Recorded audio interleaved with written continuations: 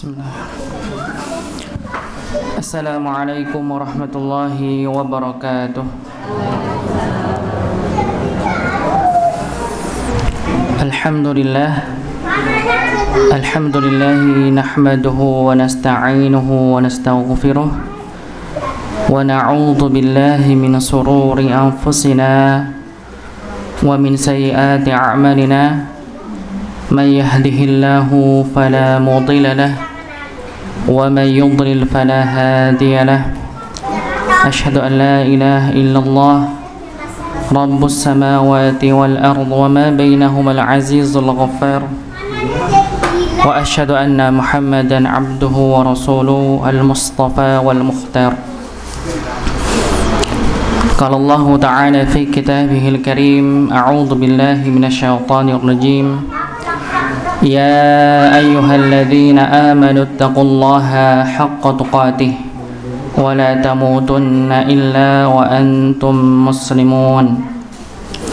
وقال النبي صلى الله عليه وسلم وما اجتمع قوم في بيت من بيوت الله. Jika ada kumpulan orang-orang yang dia berkumpul di salah satu masjid Allah Subhanahu wa taala, yatluna kitab Allah, dan di dalamnya dibacakan ayat-ayat Allah, kalamullah, wa yatadarrasuna bainahum, dan di antara mereka saling mempelajari dari firman Allah Subhanahu wa taala, saling menuntut ilmu.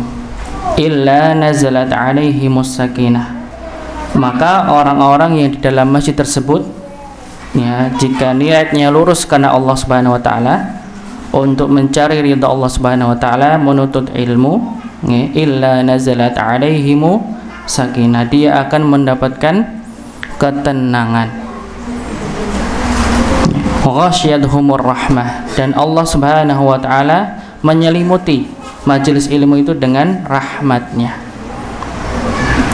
Wa hafadhumul malaikah, dan Allah Subhanahu wa taala mengutus para malaikatnya untuk hadir di majelis ilmu.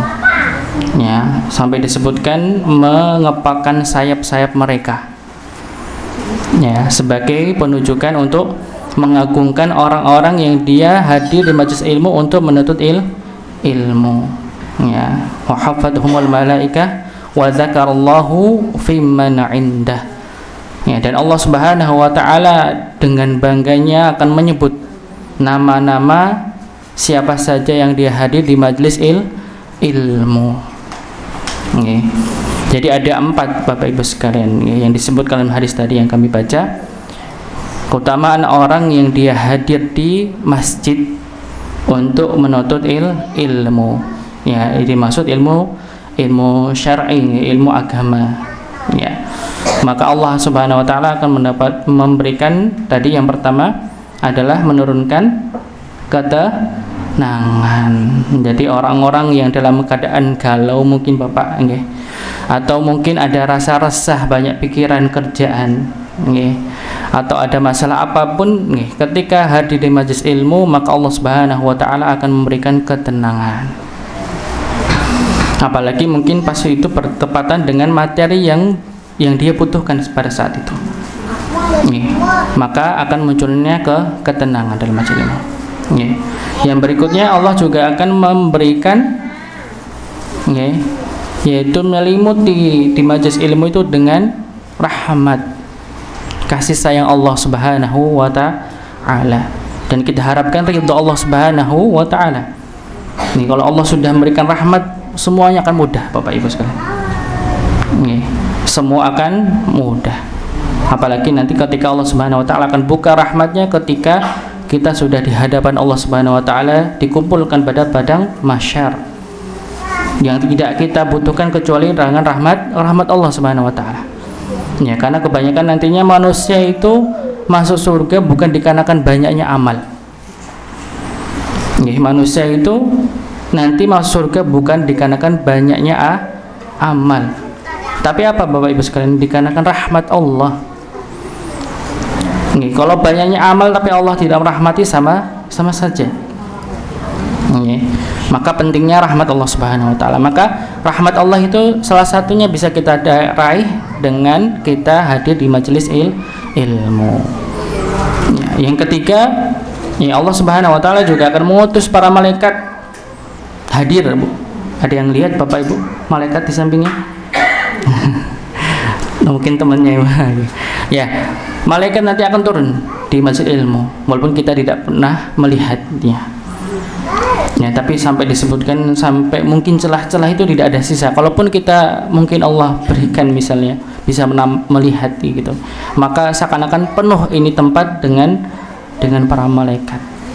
Dan bahkan disebutkan mereka mengepakkan sayapnya dengan mereka mengepakkan itu untuk menghormati orang-orang yang hadir di majelis ilmu. Yang keempat, Allah Subhanahu wa taala membanggakan hamba-hambanya yang hadir di majelis ilmu, menyebutkan namanya masing-masing. Yang namanya Agus mungkin di sini disebut, Ihsan misalnya disebut, nama-namanya akan disebut di hadapan para malaikat penduduk langit. Dikarenakan kenapa Bapak Ibu Allah Subhanahu wa taala menyebutkannya? Dikarenakan kalau dalam surat Al-Baqarah disebutnya wa idz qala rabbuka lil malaikati inni ja'ilun fil ardi khalifah. Allah Subhanahu wa taala ingin menjadikan manusia menjadi khalifah di bumi. Ataj'alu fiha wa yufsidu fiha wa yasfikud dima. Malaikat itu mengatakan kepada Allah, apakah engkau akan membuat suatu makhluk yang nanti akan merusak dan menumpahkan darah di bumi? Ya, tapi Allah Subhanahu wa taala mengatakan Allah lebih mengetahui daripada kalian para malaikat. Maka ketika ada banyak orang yang hadir di majelis ilmu, maka Allah akan sebutkan di hadapan para malaikat, ini hamba-hambaku yang awalnya mungkin disangka oleh para malaikat sebelumnya dia akan membuat kerusakan, menumpahkan darah, kerjaannya perang dan membunuh. Tapi ternyata banyak hamba-hambanya yang dia hadir di majelis ilmu untuk menuntut ilmu. Dan kita tahu Bapak Ibu sekalian, Nabi Adam alaihissalam ini dimuliakan dan bahkan Allah Subhanahu wa taala memerintahkan para malaikat untuk bersujud kepada Nabi Adam dikarenakan apa? Ilmu. Karena Nabi Adam memiliki ilmu. Maka pentingnya ilmu. Maka jangan sampai kita bosan-bosannya begitu untuk tidak hadir di majelis ilmu. Maka tetaplah untuk hadir di majelis ilmu walaupun mungkin kita tadi yang disampaikan mungkin ada yang belum paham, tapi keutamaan tetap akan mendapatkannya. Jadi yang dapat itu bukan yang hanya yang paham saja, yang tidak paham pun juga insya Allah Allah akan memberikan ketenangan rahmatnya, disebut namanya di majelisnya. Bapak Ibu sekalian, yang sebelumnya alhamdulillah kita sudah selesai berkenan tentang toharah, tapi mungkin sebelum kita masuk kepada bab berikutnya kita sedikit mengulas seperti ini untuk mengingat nih, tapi kita cuma sebentar saja biar tidak lupa. Berkenan tentang toharah. Kemarin kita sudah jelaskan bahwa toharah dibagi menjadi dua, ada toharah ma'nawiyah yang berkaitan tentang akidah, tentang hati, tentang qalbu. Yang dia terbebas dari kesyirikan terutama dan kemaksiatan, dan ini adalah toharah yang paling penting. Orang yang dia terhindar dari kesyirikan, terhindar dari dosa-dosa kemaksiatan. Yang kedua adalah toharah hisyiyah atau toharah indrawi atau fisik. Yang ini pasti sudah kita jelaskan ini yang nantinya akan banyak kita jelaskan pada bab toharah. Dikarenakan bab toharah hisyiyah ini adalah raf'ul hadath wa zawalul khabath. Mengangkat hadas, menghilangkan hadas dan menghilangkan khabas atau najis.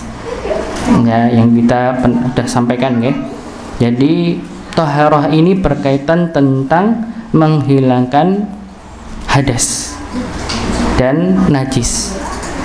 Hadas dibagi menjadi dua.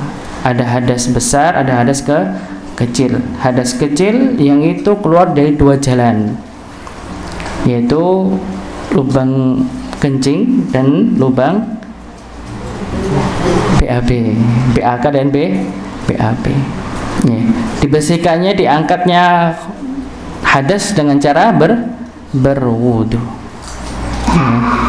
Maka cukup dengan wudu. Ya. Kalau misalnya kentut misalnya, atau habis kencing atau habis BAB, ya, buang air besar, maka cara menghilangkan hadasnya itu dengan berwudu. Cukup berwudu saja. Nih, berikutnya ya hadas besar, yaitu ketika dia junub, nih, atau dia habis dari haid atau perempuan. Nih, maka ini dengan cara dia harus mandi. Nih, harus mandi. Jadi ini cara untuk membersihkan hadas. Hadas kecil maupun hadas besar. Ya, kalau kecil dengan wudu, kalau besar dengan mandi. Ya. Berikutnya, ya, disebutkan air yang layak digunakan untuk bersuci. Ya, ini singkatnya. Singkatnya, ya, maka setiap yang Allah ciptakan yang dia masih dalam keadaan zat dalam penciptaannya, maka kalau dalam mazhab Syafi'i sudah disebutkan sekitar 7 ya air yang layak untuk dipakai untuk bersuci. Dia suci dan mensucikan. Ada air sumur, sungai, laut, salju, embun, mata air, sumur, 7, air hujan. Jadi itu 7 ini. Nah, tadi kemarin ini kita menyambung dengan pertanyaan yang kemarin belum kami jawab. Bagaimana dengan air apa, Pak? Belerang. Di kawah ijen dan di Piagam Limbang Bangun. Di Magelang juga ada nih. Ya. Jadi air belerang bagaimana? Maka yang kami dapatkan kemarin air belerang itu boleh digunakan. Dikiaskan dengan air laut. Air laut dia berasa. Air belerang berbau berbau. Ya, dikarenakan memang proses keluarnya dia melalui dengan batu-batu belerang begitu keluarnya. Maka dia dikiaskan dengan air laut. Boleh. Walaupun dari ada rasa ya di situ. Ya, sebagaimana ada baunya ini. Sebagaimana air laut. Air laut juga asin. Maka 7 ini yang bisa digunakan untuk bersuci. Berikutnya air yang dia bercampur dengan najis. Air yang dari 7 ini begitu yang air dia suci zatnya dan dia bisa mensucikan ketika dia bercampur dengan najis. Maka ketika najis yang bercampur dengan air yang banyak dan dia tidak merubah rasa, warna dan baunya, maka masih bisa digunakan. Banyaknya takarannya bagaimana? 2 qullah. 2 qullah ini sekitar 160,5 liter yang kemarin kita sudah sebutkan. Ya, ketika dia tidak berubah rasa, bau dan warnanya, maka masih bisa digunakan. Bagaimana kalau misalnya dikit? Maka di sini ada perbedaan tapi pendapat yang insyaallah lebih kuat adalah ketika sedikit, maksudnya kurang dari 2 qullah itu, dan dia tidak merubah warna, rasa dan baunya, maka masih bisa digunakan. Tapi kalau misalnya sudah berubah, maka dihindari. Ini untuk yang bercampur dengan najis. Berikutnya, air yang bercampur dengan benda yang suci. Kalau benda suci maka tidak berpengaruh pada rasa, warna dan baunya. Tapi kita lihat dominannya. Kalau ada air bersih begitu, zatnya suci dan dia bisa mensucikan, dan dia terkena benda yang suci dan dia lebih dominan. Dominan. Maka ini tidak bisa digunakan ketika dominan. Tapi kalau misalnya tidak dominan, maka masih bisa digunakan. Kalau misalnya kemarin sempat ada yang tanya kalau ada tempat apa ya, mungkin tempat air begitu, dan dia tidak mengalir, dia mengenang, ya.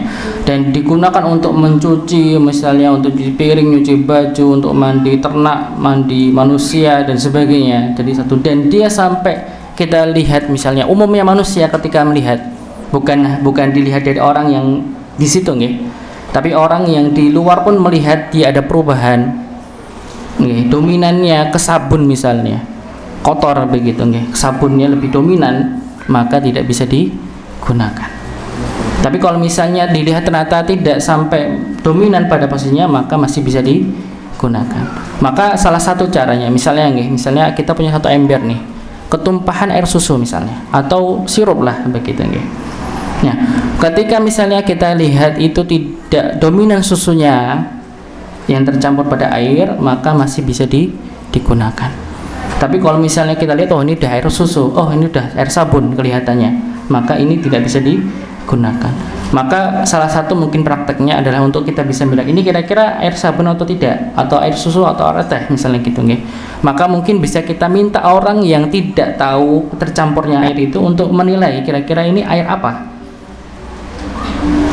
Ya, misalnya ada misalnya air di ember begitu, tercampur misalnya bekas celupan teh misalnya begitu. Ya, bagi kita mungkin bagi yang tahu kena celupan teh itu, wah ini udah air teh misalnya begitu. Tapi ketika dilihat tetangganya yang tidak tahu, wah ini masih bersih, ya udah bersih. Nggih, ukurannya begitu. Tapi kalau udah kita lihat dominan, kita bisa merasa, nggih, kalau misalnya ada ember kena sabun, kalau kita lihat dah putih ya pastinya kita bilangnya air sabun kan begitu, nggih, bukan air putih lagi kan begitu, kan sudah tercampur dominan dengan benda yang suci. Tapi kalau tidak sampai dominan, maka ini masih bisa digunakan. Nah, berikutnya berkaitan dengan air musta'mal, air bekas dari berwudu atau mandi besar. Maka ini masih bisa digunakan, walaupun memang di dalam mazhab Syafi'i itu makruh hukumnya, dikarenakan kehati-hatian pada mazhab Syafi'i. Tapi secara umum banyak ulama yang berpendapat bahwa masih bisa digunakan, air musta'mal masih bisa digunakan. Nah, air musta'mal ini jika terkena percikan atau air bekas dari wudhu dan mandi janabah hingga ibu. Jadi bukan termasuk bekas misalnya kita cuci tangan, langsung bekas cuci tangan ini tumpah, ini bukan termasuk air musta'mal. Bisa dipahami nggih? Air musta'mal ini dikenai ketika dia bekas dari air wudhu atau air mandi janabah. Karena yang bisa membersihkan, membersihkan hadas cuma ini, nggih. Hadas kecil dengan wudhu, hadas besar dengan mandi janabah.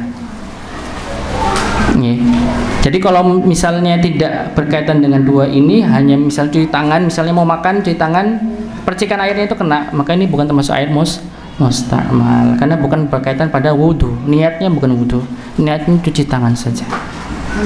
Maka berbeda, berbeda. Ya. Berikutnya, ada air as-su'ur, air yang dia bekas dari manusia maupun hewan. Maka di sini ketika misalnya hewan itu halal untuk dimakan, maka masih bisa digunakan. Atau juga berkaitan dengan hewan-hewan selain yang bisa dimakan atau hewan buas, maka juga masih bisa digunakan. Jika yang meminum itu bekas adalah anjing atau babi, maka jelas kenajisannya, karena hewan ini juga memang najis. Dan jika misalnya yang air hewan tersebut minum dalam keadaan air yang diminum itu sedikit, dan sampai merubah bekasnya dari minuman hewan tersebut, misalnya lebih dominan liurnya dibandingkan air tersebut, liur hewan itu misalnya begitu, maka tidak bisa digunakan. Tapi kalau misalnya airnya lebih banyak dibandingkan dari bekas minum dari hewan, maka masih bisa digunakan begitu nih. Kalau misalnya begitu kita tidak bisa mendapatkan air-air yang mensucikan, maka sebagaimana disebut dalam Al-Qur'an, falam tajidu ma'an fatayammamu sa'idan thayyibah. Maka kalau misalnya kita tidak mendapati, kita sudah berusaha mencari ikhtiar, mencari paling dekat di daerah situ, ternyata tidak menemukan air yang bisa mensucikan, dan kita dapat di situ air yang dia sudah tercampur dengan benda najis misalnya, maka tidak bisa digunakan. Atau kita mendapati air itu sudah dominan dengan air yang tercampur dengan benda suci, maka tidak bisa digunakan. Maka caranya apa? Dengan debu, turab. Ini falam tajidu ma'an fatayamamu sa'idan thayyibah. Maka kemudahan dalam Islam begitu, Pak. Kalau air tidak bisa ditemukan air untuk bersuci, maka lebih mudah untuk mencari debu. Nggih, di dinding ada, nggih, di tanah dia debu di mana-mana kan begitu. Maka lebih mudah untuk dicari. Walaupun nanti untuk bab tayamum ada bab terkhusus sendiri, ya, nanti kita akan bahas. Nggih. Insyaallah begitu nggih, mudah-mudahan bisa dipahami untuk bab yang lalu. Nih, berikutnya kita masuk kepada bab al-aniyah. Al-aniyah itu bejana. Bejana itu nopo? Bejana itu adalah tempat untuk menampung air salah satunya, atau menampung dengan yang lain. Ya, ini bejana, dan bejana juga dalam Islam juga dijelaskan. Bukan hanya ketika kita airnya saja, tempat untuk itu juga dijelaskan, dibahas. Ya, nanti kita akan bahas. Disebutkan, bejana adalah wadah tempat penyimpanan air, ya, dan lainnya baik terbuat dari besi atau selainnya, apapun itu, dengan jenis apapun itu. Ketika itu fungsinya untuk menyimpan air atau sebagainya, maka termasuk pada bejana. Maka hukumnya apa? Bejana itu disebutkan dalam Al-Quran surat Al-Baqarah 29, huwallazi khalaqakum ma fil ardi jami'a. Dialah Allah yang menciptakan segala yang ada di bumi untuk kalian. Maka hukum asalnya bejana itu adalah hukumnya mubah, boleh. Maka kalau dalam kaidah fikih ini disebutkan al-aslu fil asya'i al-ibahah. Hukum asal sesuatu itu adalah mubah. Hukum keseluruhannya yang kita kenakan itu adalah mubah. Jadi jangan tanyakan, Ustaz, Pak, hukumnya pakai mic apa? Mubah. Pak, saya boleh nggak pakai tisu ini? Mubah. Boleh nggak pakai meja ini? Mubah hukumnya. Secara umum, suatu yang ada di bumi ini yang Allah ciptakan untuk manusia adalah hukumnya mubah, kecuali bagi yang Allah larang. Nah ini, hukum asal adalah mubah semuanya. Maka kalau berkaitan dengan bejana, maka setiap bejana dengan bahan apapun dibuat itu hukumnya mubah, boleh digunakan, kecuali jika ada dalil atau dasar yang melarangnya. Nanti kita akan jelaskan. Ya, bab bejana ini ada terdiri dari beberapa bagian. Yang pertama nanti kita akan bahas tentang hukum penggunaan bejana atau tempat air yang terbuat dari emas, perak, dan lainnya dalam bersuci. Yang kedua, hukum penggunaan bejana yang ditambal dengan emas dan perak. Yang ketiga, bejana orang non muslim, orang kafir yang dimiliki oleh mereka, apakah kita boleh menggunakan? Nanti kita akan bahas. Yang keempat, toharoh dengan bejana yang dibuat dari kulit bangkai. Bolehkah? Ini kita akan bahas, karena memang biasanya juga kulit hewan itu dipakai untuk penampungan air ketika setelah disamak nanti kita insyaallah. Yang pertama hukum menggunakan bejana emas, perak dan lainnya dalam bersuci. Maka sebelumnya kita sebutkan semua hukum asal bejana pada setiap bahannya itu hukumnya mubah, kecuali ada dalil yang melarangnya. Ya, maka di sini kita dapati ya ada hadis dari Rasulullah SAW menyebutkan la tashrabu fi aniyati dhahabi wal fiddah, ya, wa la ta'kulu fi hisafiha fa innaha lahum fid dunya wa lakum fil akhirah. Ya. Janganlah kalian minum menggunakan bejana emas dan perak, dan jangan pula kalian makan menggunakan piring besar yang terbuat dari keduanya, karena sesungguhnya ia bejana emas dan perak untuk mereka orang-orang kafir di dunia dan untuk kalian di akhirat. Nah, di sini disebutkan ya bahwa kita dilarang menggunakan bejana atau alat makan yang berbahan dari emas dan perak. Kira-kira ibu ada bapak yang punya gelas emas di sini? Atau biasa makan pakai piring emas begitu ya? Masya Allah ya. Ya, tapi di zaman dahulu orang-orang yang punya, maksudnya bukan orang itu biasa, orang kaisar-kaisar zaman dulu biasa menggunakan, istilahnya mereka itu salah satu cara mereka menunjukkan kekayaannya itu dengan cara mereka memperlihatkan cangkir-cangkir yang terbuat dari emas. Zaman dulu kalau sekarang titik kelihatan kaya atau tidak ketika dia punya mobil mewah, kan begitu ya, mobil Ferrari misalnya begitu Lamborghini ya. Tapi kalau zaman dulu salah satunya adalah ketika mereka memiliki emas yang banyak. Salah satunya adalah mereka menggunakan emas itu sebagai tempat minum dan makan. Zaman dulu Kalau sekarang kayaknya jarang sekali. Orang sekarang mau kaya pun kayaknya jarang yang pakai piring dari emas ya, jarang sekali. Ya. Maka hukum di sini la tashrabu, janganlah kalian minum ya fi aniyati dhahabi wal fiddah, tidak minum makan menggunakan emas dan perak, bahannya emas dan perak ya. Dan disebut dalam hadis lainnya alladzi yashrabu fi aniyatil fiddati innama yujarjiru fi batnihi nar jahannam ya.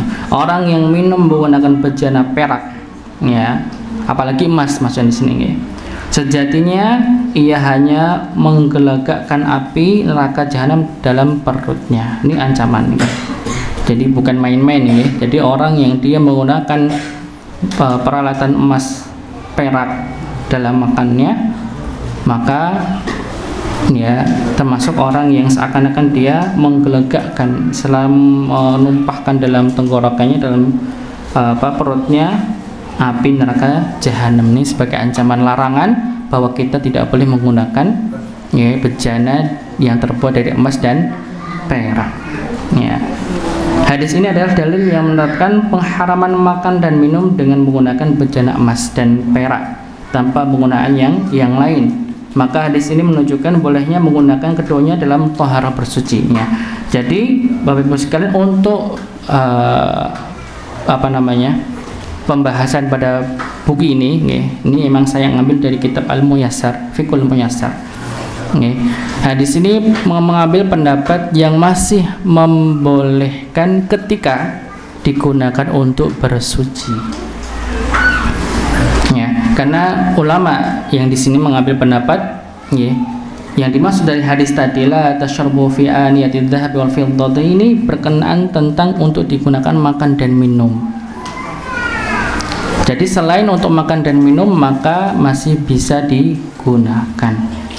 Ini pendapat yang dalam kitab ini begitu Karena dari hadis ini ditujukannya larangan yang diberikan oleh Rasulullah adalah untuk makan dan minum. Maka selain itu maka masih boleh digunakan untuk yang lainnya ya.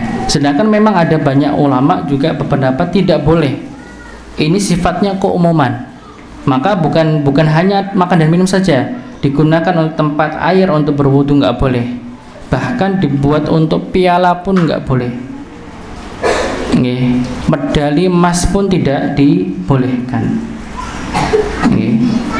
Tidak boleh digunakan untuk pemakaian apapun, tidak boleh kan. Dipakai bukan untuk dimiliki, berbeda Dipakai bukan untuk dimiliki. Kalau disimpan berbeda nanti hukumnya. Maksudnya dikenakan, kecuali bagi perhiasan untuk perempuan. Karena ada hadis khususnya. Secara umum ini untuk pendapat yang satunya, pendapat yang kedua. Maka sifatnya larangan ini bentuknya adalah umum, keseluruhan, bukan hanya sekedar untuk makan dan minum saja. Tapi untuk dari kitab yang kami ambil, ini mengambil pendapat yang boleh digunakan untuk selain dari makan dan minum. Tapi sepakat para ulama kalau untuk makan dan minum tidak boleh digunakan.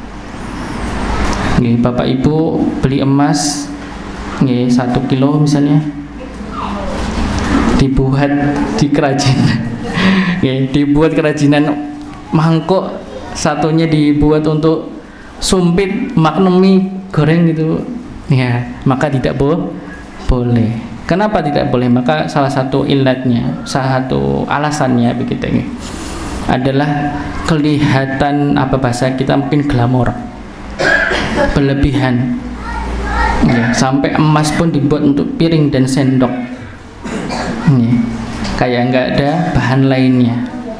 Padahal banyak mungkin di antara orang-orang yang mereka pun bukan cari piring emas loh, untuk makan aja susah nyarinya. Tiba-tiba ada orang yang terlalu banyak uang langsung menjadikan emas sebagai tempat untuk makan.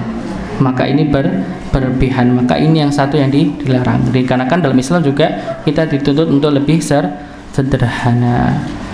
Ya, maka salah satu juga sifatnya kenapa Allah wajibkan untuk berpuasa, dikarenakan itu biar kita merasakan orang-orang yang dia kelaparan tidak memiliki untuk sesuatu yang bisa dimakan. Salah satu pelajaran yang bisa diambil dari puasa. Sama dengan hal ini ya, kalau misalnya kita menjadikan bejana itu terbuat dari emas ini emas bukan cat emas, bukan warna emas Kalau misalnya emas kayu pakai cat emas nggak apa-apa, tapi bukan bahannya emas warnanya maksudnya boleh begitu ya. Plastik pakai cat warna bukan bahan emas warna itu boleh. Tapi kalau itu bentuknya emas, memang emas bahannya, maka itu tidak dibolehkan ya. Bahkan kalau misalnya ada piring begitu atau gelas yang dia dari bahan selain emas, tapi dia dilapisi dengan emas, juga termasuk nggak boleh.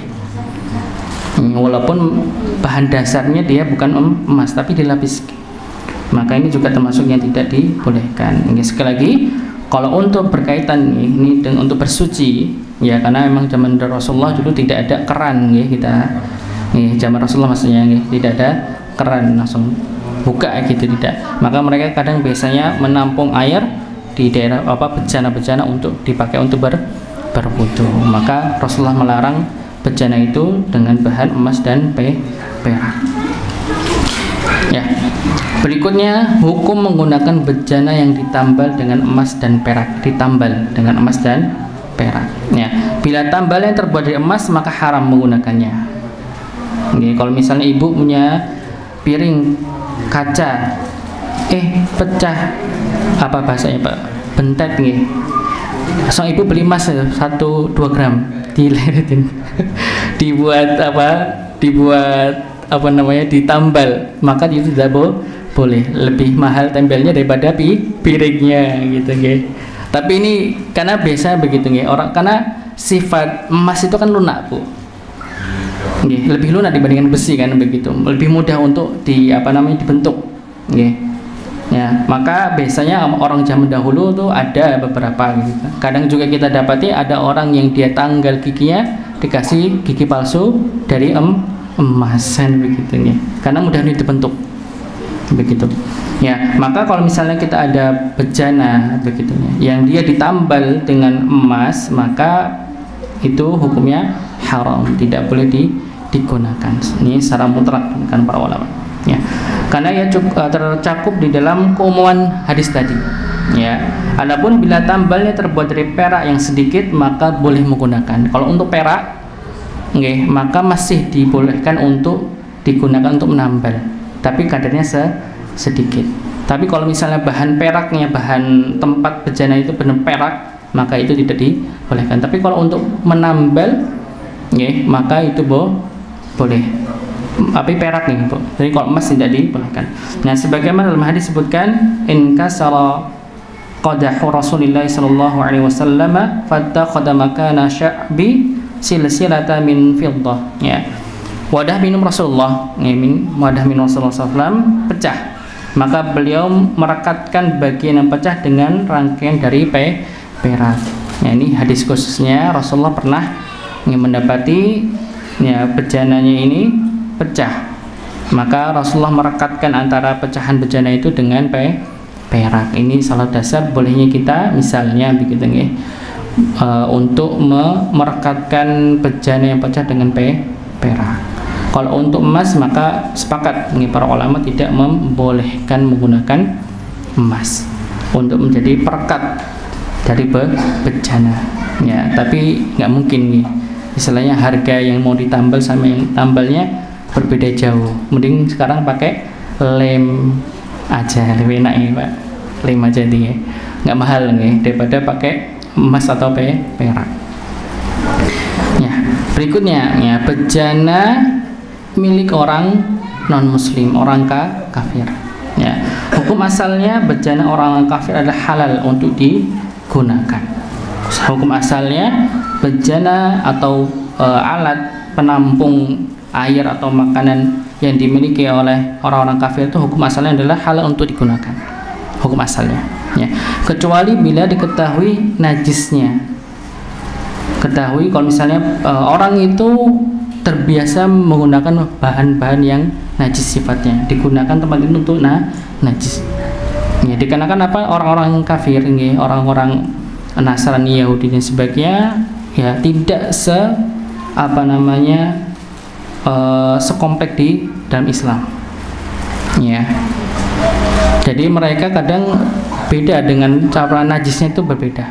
Yang kita anggap najis bagi mereka tidak, kan begitu Maka sikap hati-hati kita kepada benda yang kita pinjam misalnya atau diberikan dari orang kafir, maka kita lihat kiranya mereka bersinggungan dengan najis atau tidak. Jadi kalau misalnya bersinggungan dengan najis, maka perlu kita untuk menyucikan wadah tersebut. Ya, maka sebagian dalam hadis disebutkan, qultu ya Rasulullah inna bi ardi qaumin min ahli kitabi afana'qulu fi aniyatihim qala la ta'qulu fiha illa an la tajidu ghairaha faghsiluha thumma qulu fiha. Ya, saya bertanya wahai Rasulullah, sungguhnya kami berada di daerah suatu kaum dari kalangan ahlul kitab. Ya, ahlul kitab itu apa Bu? Masih ingat? Ahlul kitab siapa itu? Nasrani dan Yahudi. Jadi kalau masuk ahlul kitab yang dimaksud adalah Nasrani dan Yahudi. Maka kalau selainnya adalah musyrik. Selain dari itu disebut namanya musyrik. Ya, misalnya Hindu, Buddha dan lainnya yang bukan termasuk Nasrani atau Yahudi maka termasuk pada musyrik. Kalau ahli kitab maka terkhusus pada Nasrani dan Yahudi saja. Ya. Apakah kami boleh makan dengan menggunakan bejana mereka? Ya, beliau menjawab, janganlah kalian makan dengan menggunakan bejana mereka. Ya, kecuali bila kalian tidak mendapatkan selainnya. Ya, maka cucilah ia, kemudian makanlah dengan menggunakannya. Jadi kalau misalnya kita mendapati ada najis di dalamnya maka kita hindari. Walaupun ya kalau kita pikir istilahnya orang muslim pun juga bisa terjadi gitu ya. Jamkan ada najis di situ. Tapi kan lihat kemungkinan besarnya antara muslim dan kafir makin lebih banyak kafirnya dikarenakan mereka tidak ada konsep namanya najis, lebih kompleks dibandingkan umat Islam begitu. Kalau dia muslim biasanya dia paham kalau ada najisnya pasti sudah dibersihkan sebelum dipinjamkan. Tapi bagi orang non muslim kan tidak terlalu paham, istilahnya tidak ada pembahasan mengenai najis di kalangan mereka. Maka sikap kehati-hatian kita ketika meminjam barang dari orang-orang non muslim, orang-orang kafir. Ya, bila najisnya tidak ketahui, ini yang kita garis bawahi ini, bila najisnya tidak ketahui, ketika pemiliknya tidak dikenal bersinggungan dengan benda-benda najis, maka boleh menggunakannya. Nah, kalau kita dapati orang ini tidak biasa bersinggungan dengan hal-hal najis, maka boleh menggunakannya. Karena telah diriwayatkan secara sahih bahwa Nabi dan para sahabat mengambil air untuk berwudu dari kantong kulit milik wanita musyrik, dan karena Allah Subhanahu wa taala telah menghalalkan makanan dari Alkitab untuk kita. Dan kadang mereka menyuguhkannya kepada kita dengan nampan-nampan mereka. Sebagaimana seorang hamba saya Yahudi mengundang Nabi dan dia menyuguhkan roti gandum dan lemak yang telah berubah baunya, lalu beliau makan sebagian darinya. Maka maksudnya di sini ketika kita tahu ini Bapak Ibu, kalau misalnya kita mendapati ya, kita pinjam atau dipinjamkan barang dari orang non muslim dan kita tahu ternyata memang orang itu bersinggungan dengan najis, maka kita cuci. Kalau tidak tahu tidak perlu tanya, maksudnya begitu ya. Maka kalau misalnya kita nggak tahu nih, pinjam atau kita pinjam, Bu, ini ada najisnya nggak usah tanya, maksudnya begitu. Tapi kalau udah jelas-jelas kita tahu, maka kita cuci untuk berhati-hati. Nah, sama halnya ketika misalnya kita menghindari dari hal-hal yang haram. Misalnya kita makan bakso, misalnya, Pak, ini daging babi atau daging sapi ya? Nah, nggak usah tanya, Bu. Ya, itu malah membuat kita menyusahkan diri. Ya, sudah kita serahkan kepada penjualnya. Penjualnya mau dia nyampur dengan babi atau tidak, itu urusan dia. Kita bismillah makan yang kita ketahui. Tapi kalau memang kita tahu, misal begitu nih, kita tahu pasti dari orang yang membuat bakso itu ternyata memang tercampur dengan benda-benda yang haram atau daging haram, maka perlu kita hindari. Tapi kalau tidak tahu, jangan cari tahu. Nanti kita ribet sendiri. Dan itu pernah saya alami, Bu. Saya juga dulu orangnya termasuk seperti itu. Setiap makan bakso saya tanya itu, dicampur di semua kemana-mana, mau di tempatnya saya tanya. Ini sampai kadang bapaknya gelagapan mau jawab itu, ya, karena pertanyaan itu. Ya, tapi itu asalnya Bapak yang kita bisa ambil dari sini, ya. Maka kalau suatu hal maka tidak perlu kita mempertanyakan. Ya, sama halnya tadi tempat bejana tadi. Kalau bejana itu kita lihat orang yang kita pinjam dari orang non muslim begitu, ya, dan dia memang bersinggungan dengan hal-hal najis, misalnya dia punya peternakan babi misalnya, maaf, atau dia di rumahnya banyak anjing berkeliaran, ya begitu, ya, khawatir nanti bahan yang kita pinjam itu dijilat, kan nggak tahu kan begitu, ya. Dan tapi kalau memang kita tahu di rumah itu banyak anjing, ya kita cuci karena kita tahu di situ ada anjing yang berkeliaran. Ya, tapi kalau misalnya kita lihat di rumahnya mungkin dia tidak memelihara anjing misalnya atau hal-hal yang najis, maka tidak perlu ditanyakan. Ya udah, kita cuci saja begitu, tidak perlu ditanyakan. Kalau misalnya jelas, maka kita hindari. Ya, kalau memang sempat dan tidak ada yang lainnya, maka kita pinjam untuk dibersihkan, disucikan terlebih dahulu. Ya, entah ini digunakan untuk makan maupun untuk bersuci. Kalau kaitannya di sini maka lebih pada bersuci. Ya.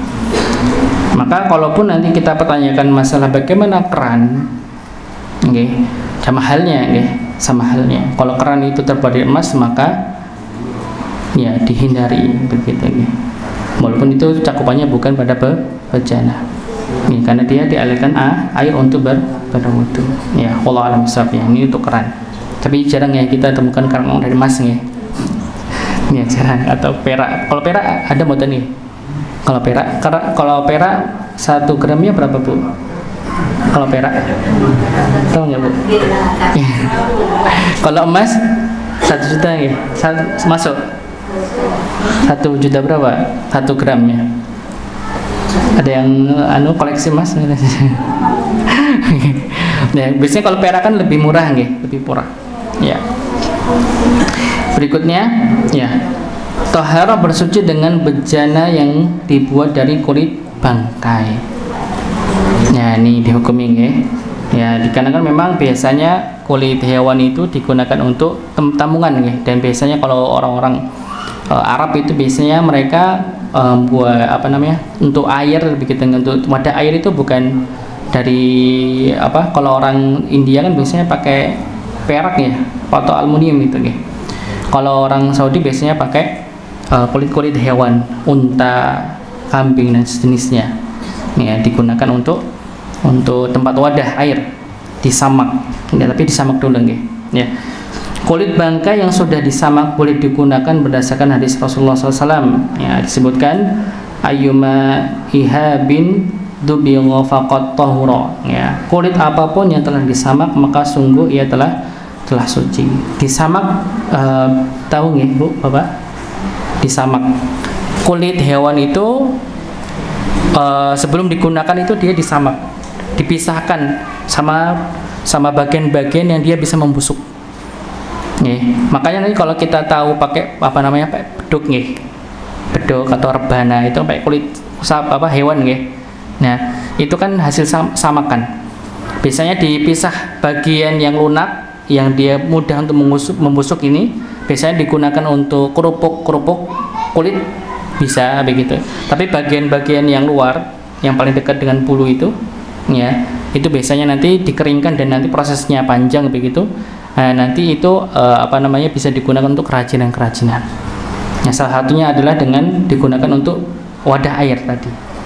Ya, tapi prosesnya lama nggih, ini dijemur dan sebagainya masih lama.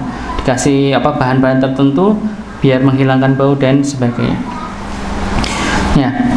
Dan juga karena Nabi pernah melewati bangkai kambing, maka beliau bersabda, hal la akhudu ihabaha fadabaghuhu fantafa'u bihi faqalu innaha mayyitun qala fa innama haruma aqluha. Ya. Mengapa mereka tidak mengambil kulitnya lalu menyamaknya lalu memanfaatkannya? Orang-orang berkata, sungguhnya ia bangkai wahai Rasulullah. Ya, Rasul bersabda, sungguhnya yang diharamkan adalah memakannya. Ya, maka ini ketika para sahabat dengan Rasulullah ini di jalan, ya, menemukan ada bangkai kambing di sini. Ya, bangkai kambing. Bangkai itu nopo Bapak Ibu? Bangkai itu nopo? Batang. Ya sama, ya. Batang bangkai sama. Bahasanya beda. Apa bangkai itu?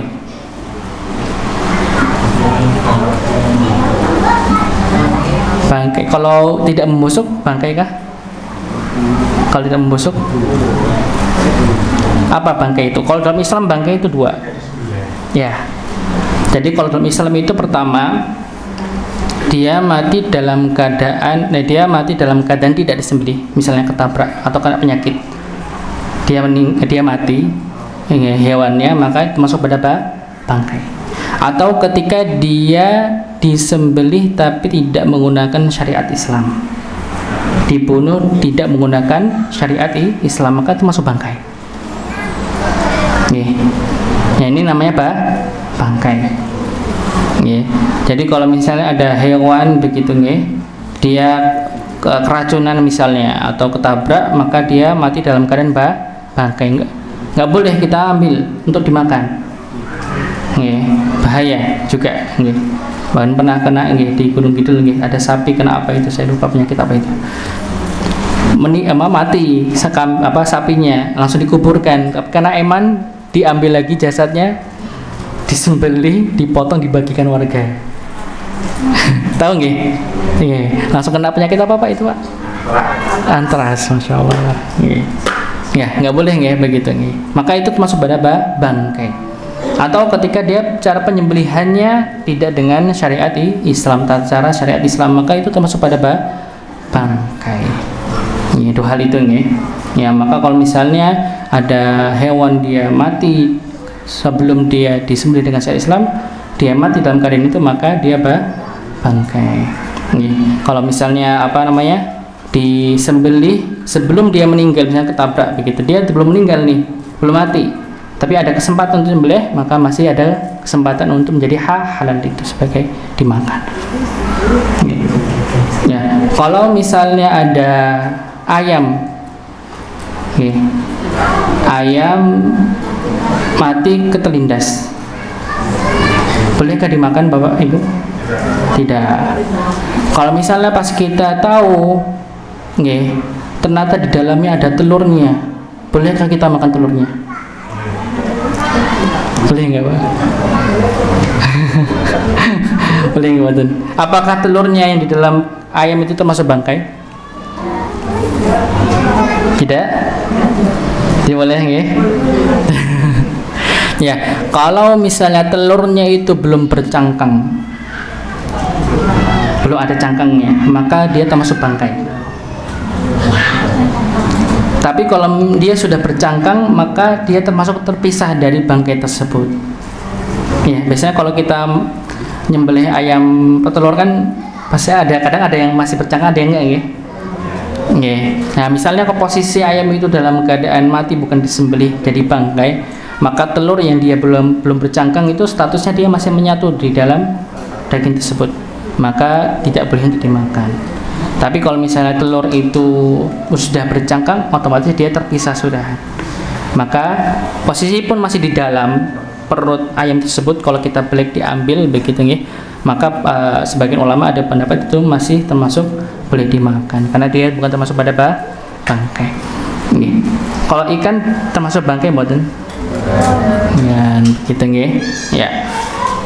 Maka jika ada, ini juga nanti kita akan jelaskan ya berkenaan tentang kulit ini, kulit hewan. Ya. Hal ini bila bangkai tersebut berasal dari bangkai hewan yang penyembelihannya dapat membuatnya halal. Okay. Dan bila tidak demikian maka tidak halal dengan disamak.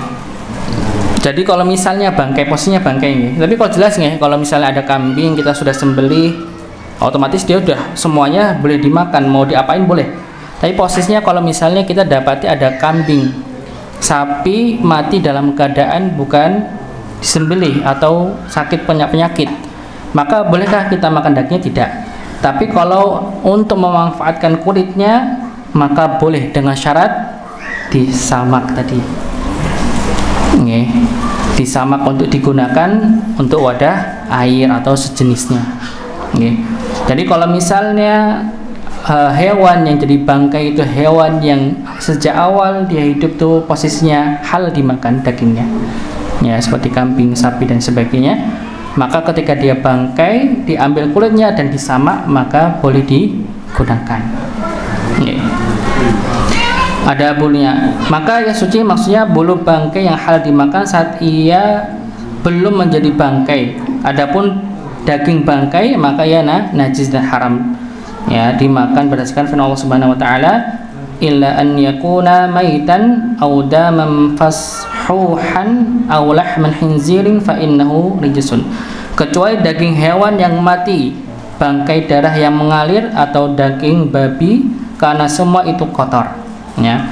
Penyamaan dilakukan dengan membersihkan penyakit dan kotoran yang menempel pada kulit dengan menggunakan bahan yang dicampurkan ke dalam air seperti garam dan yang semisalnya, atau dengan daun-daunan seperti daun akasia, daun al-ar'ar, mirip pinus yang sepertinya. Adapun hewan yang penyembelihannya tidak dapat membuatnya halal, maka ia tidak suci. Ya, berdasarkan ini maka kulit kucing dan hewan yang lebih kecil darinya tidak suci dengan disamak, sekalipun ia suci saat hidup. Ya.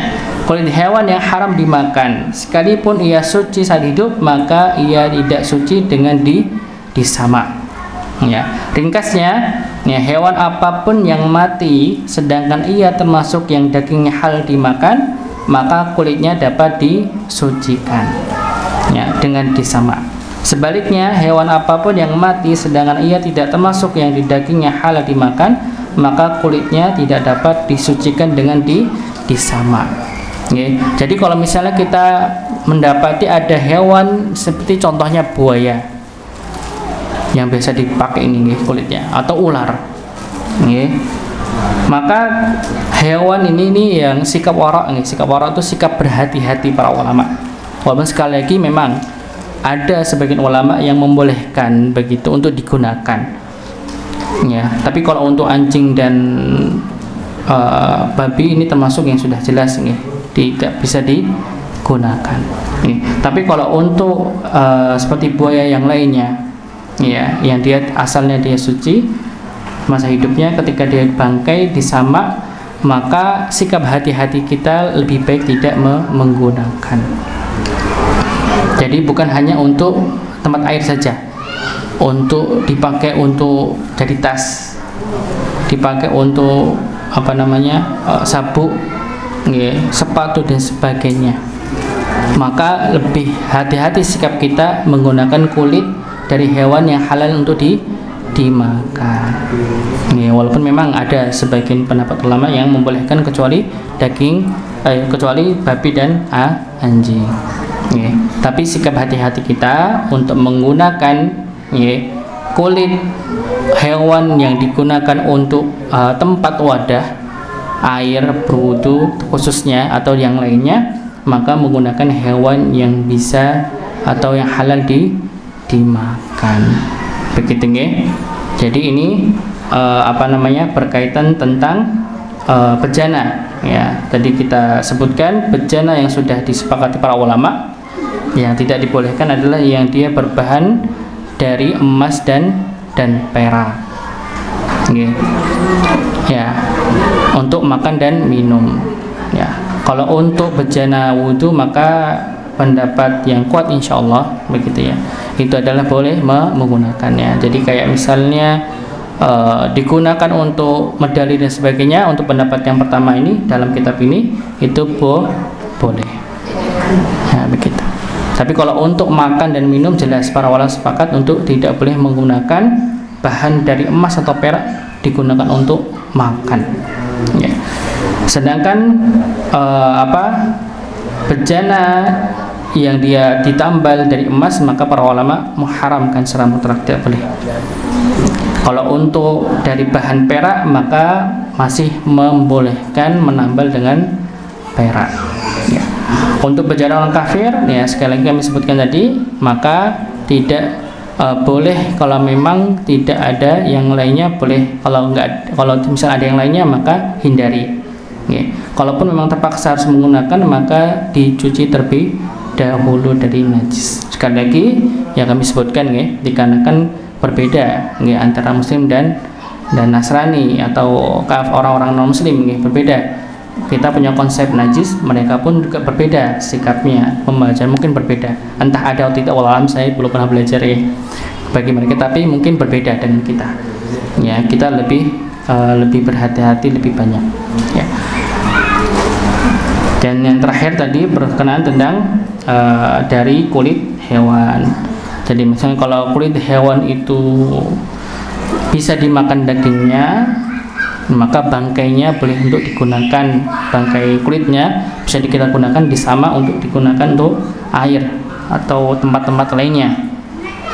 Tapi kalau misalnya ada hewan yang dia tidak halal dimakan, maka sikap yang lebih aman adalah tidak menggunakannya.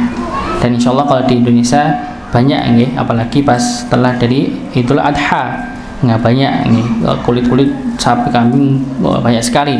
Insya Allah juga kita tidak kekurangan kalau misalnya kita butuh bahan menggunakan dari kulit hewan yang halal. Jadi nggak perlu berternak buaya, nggak perlu berternak buaya, walaupun mungkin dari segi kekuatannya lebih kuat buaya, tapi untuk sikap hati-hati kita menghindari dari hal tersebut. Mungkin ini yang bisa kami sampaikan. Ya, mudah-mudahan bisa difahami, bisa diamalkan untuk kita semua. Monggo kalau ada yang mau ditanyakan, diskusikan. Ya. Bagi penanya ada hadiah insyaallah.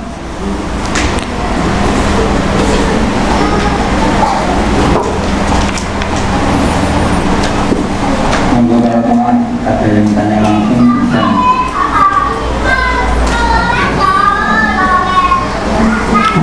Ya, sembari kita nunggu yang lain ini ada pertanyaan. Apa hukum menggunakan bejana dari orang musyrik? Ya, jadi kita sebutkan orang musyrik dan orang non muslim, muslim sama semuanya. Orang musyrik atau ahli kitab berbeda. Tapi untuk penggunaan tadi kita sebutkan maka boleh sama saja. Karena kalau tadi kita disebutkan di hadis, ya Rasulullah pernah diberikan dipinjamkan wadah bejana dari wanita dari kalangan musyrik. Ya, sekali lagi tapi kita perhatikan ya, untuk menghindari najis itu maka kita suci terlebih dahulu.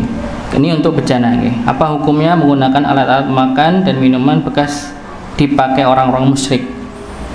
Ya, kalau kita mengetahui begitu ya, alat makan itu digunakan untuk makan-makan yang haram, maka lebih baik dihindari saja. Kalau memang ada pilihan lain.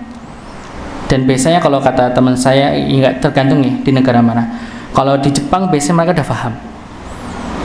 Orang Jepang kalau dia tahu ada orang Indonesia, orang Muslim dari Indonesia, biasanya kalau mau makan mereka misah tempat wajannya untuk masak itu dipisah. Ini pengalaman teman-teman saya yang di Jepang. Biasanya kalau misalnya orang Muslim, ditanya Muslim gitu kan. Kalau diajak makan ke rumahnya, mereka masaknya dengan wajan yang berbeda. Orang Jepang biasanya gitu, paham mereka. Kalau yang lain wallah alam ya. Kalau Jepang mereka paham, bahkan mereka kalau udah waktunya sholat malah diingatkan untuk sholat. Walaupun mungkin di Indonesia jangan sholat, tapi mereka tahu dia Muslim, disuruh udah waktunya sholat diingetin sama bosnya begitu ya. Kalau ada yang orang-orang makan di Jepang. Ya, tapi kalau untuk misalnya kita mengetahui sama halnya ya, kalau kita mengetahui alat makan itu kita tahu digunakan untuk hal-hal yang haram kita makan, maka lebih baik kita hindari. Ataupun kalau terpaksa memang tidak ada lain, maka ya kita cuci bersih dari najis tersebut. Kalau misalnya memang terpaksa untuk menggunakannya. Ya, gitu ya, wallahu a'lam bishawab. Ada yang lain mungkin? Paham ya? Dong atau blong bubuk bawa. Insyaallah paham ya. Ya. Ya. Nah, insyaallah ini setiap, karena kita memang pertemuannya sebulan sekali, insyaallah tetap ada pengulangan.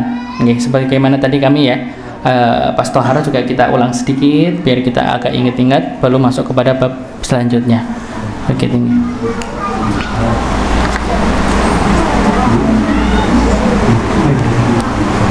Ada lain? Sudah? Cukup ya? Yeah. Oke, monggo. Assalamualaikum warahmatullahi wabarakatuh. Waalaikumsalam warahmatullahi wabarakatuh.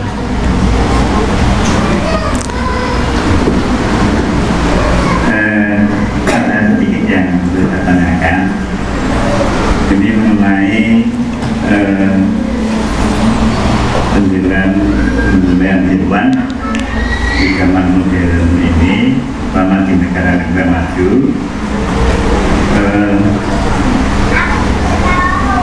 Kalau yang Arab itu mungkin bagus secara syariat Islam ya. Tapi untuk di negara-negara yang lain, ini ada yang meniru dari Arab juga.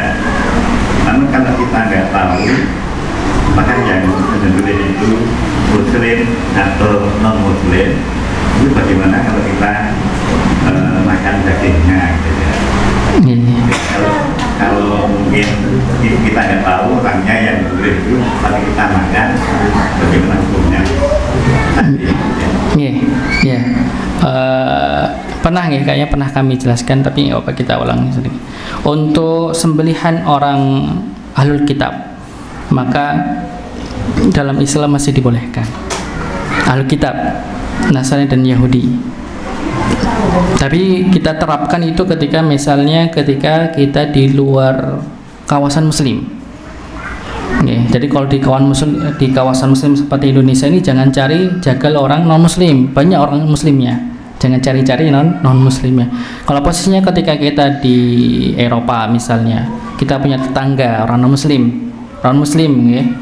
Non muslim orang Yahudi dan Nasrani, maka masih boleh menerima sembelihan dari orang tersebut. Walaupun nanti di sini ada syarat. Pertama, syaratnya kita tahu, misalnya posisinya gini.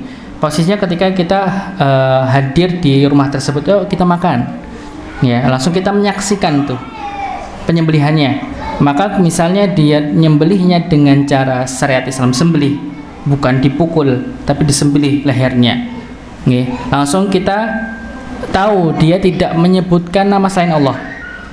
Dia tidak menyebutkan nama Allah, tapi dia juga nggak menyebutkan nama Tuhan mereka. Mungkin diem saja, atau mulai misalnya begitu nggih, let's go misalnya begitu nggih, tapi tidak menyebutkan nama, maaf misalnya Yesus misalnya, dia nggak menyebutkan demi Yesus misalnya, atau dia juga tidak menyebutkan dengan nama Allah, nggih, maka masih boleh dimakan. Tapi kalau misalnya kita melihat, nggih, cara lihat langsung nggih, cara penyembelihannya tidak seperti syariat Islam dan dia juga menyebut dengan nama Tuhannya, maka tidak boleh. Tapi kalau posisinya tidak tahu, ini berbeda lagi. Ini posisinya kalau kita menyaksikan.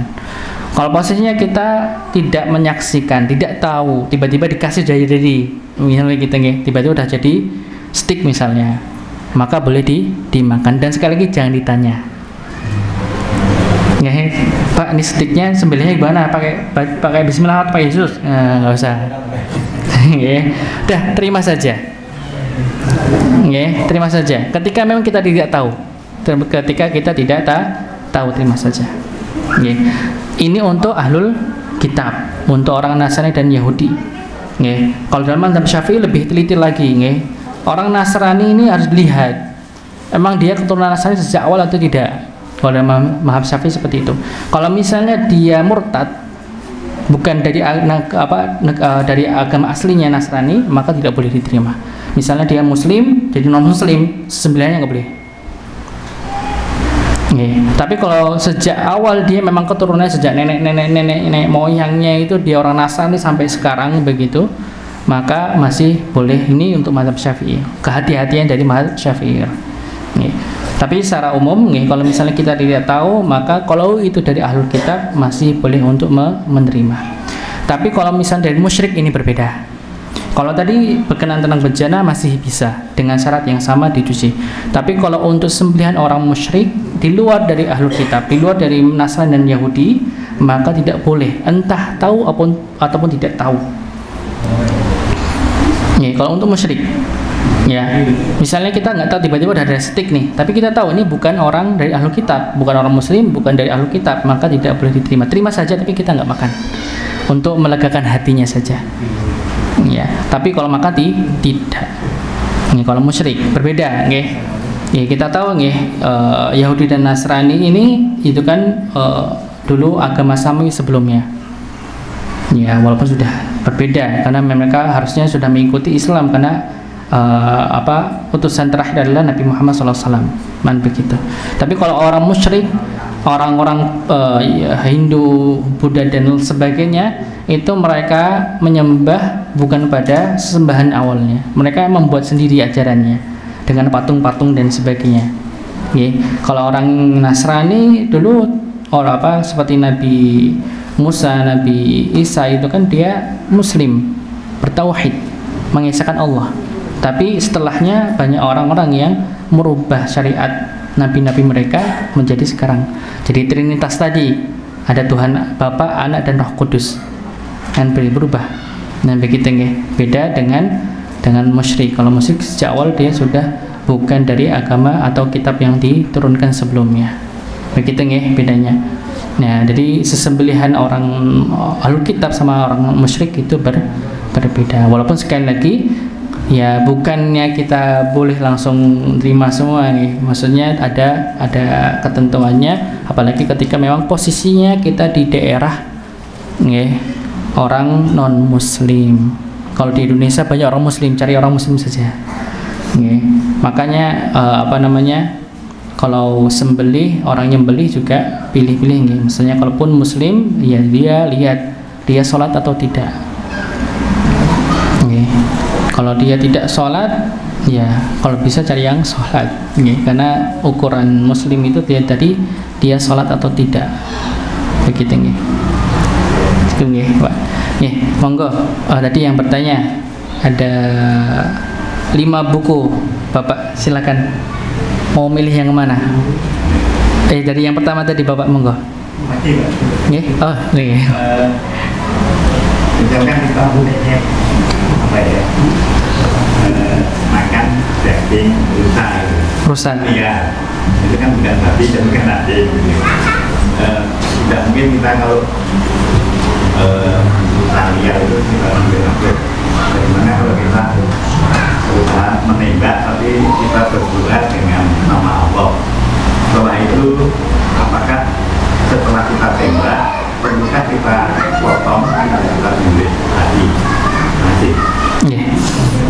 kalau untuk berburu maka boleh dengan tembak bismillah, tembak, kalaupun langsung meninggal dia halal.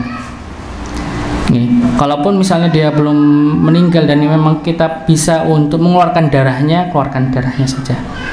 Begitu. Dan pun juga para ulama juga membahas bagaimana kita memburu bukan hanya dengan tembakan, dengan misalnya dengan anjing buru, anjing pemburu. Maka itu juga boleh kita lepaskan dengan nama Allah Subhanahu wa taala, dia menterkam, maka sebagian ulama menyebutkan kita nanti kalau udah dapat kita rusanya misalnya, maka bagian biasanya dia gigitnya di bagian leher biasanya, maka bagian itu yang dibuang, yang lainnya bisa dimakan. Begitu nih. Kalau misalnya dengan anjing buruan atau serigala buruan atau singa buruan, kalau singa nggak apa-apa nih, anjing maksudnya. Anjing kan apa namanya, liurnya najis nih, maka dibuang bagian yang najis. Gitu. Sama tembakan juga termasuk. Jangan lupa nih, kalau mau dan nembak pelurnya diambil, jangan dimakan. Ya. Cukup Pak? Cukup nih. Monggo, Bapak. Bapaknya diambil dulu. Ada buku, ada perpin 5, bisa dipilih yang mau diambil yang mana. Nanti sisanya bawa sini lagi ya Pak ya.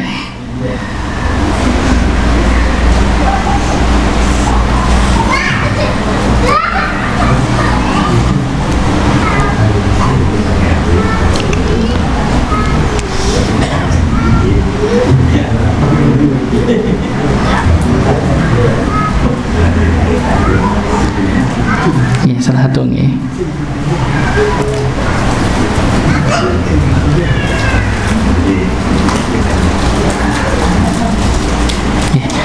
Ya, atas pertanyaan tadi kami sebutkan wallahu a'lam bishawab, Allah lebih tahu. Ini ada 3, masih 3. Kami berikan pertanyaan, monggo yang bisa menjawab akan mendapatkan hadiah. Insyaallah mudah nih.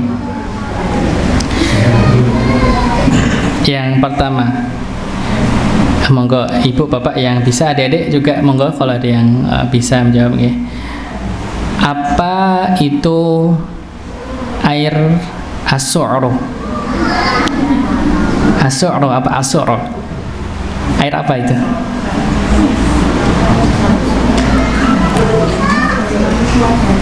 Ya, air dari sisa hewan atau manusia. Monggo ibu, dia bisa ngambil ya. Sekali lagi, sebutkan apa itu air mutlak. Air mutlak itu apa, zatnya suci dan mensucikan tadi. Ada berapa tadi? 7, sebutkan. Ada, boleh dia catatannya boleh. Oke. Nggih.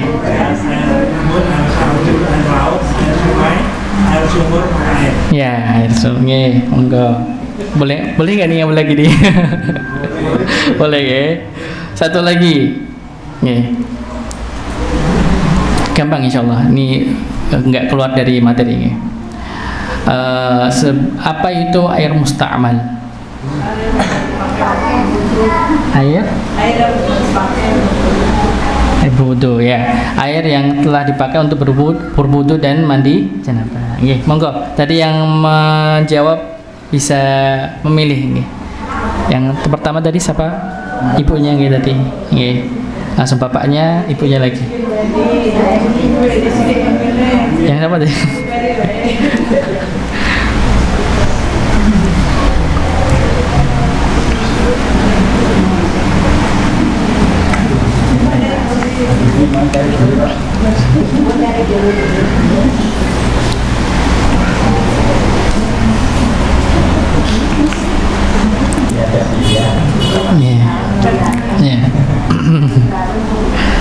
Ya, mudah-mudahan buku yang tadi sudah diambil bermanfaat, monggo bisa dibaca, diamalkan dan ditularkan ilmunya kepada yang lainnya.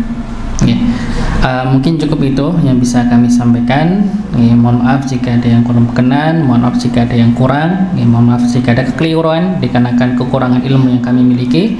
dan kebenaran milik Allah Subhanahu wa taala. Kita tutup dengan doa kafaratul majelis. Subhanakallahumma wa bihamdika asyhadu an la ilaha illa anta astaghfiruka wa atubu ilaik.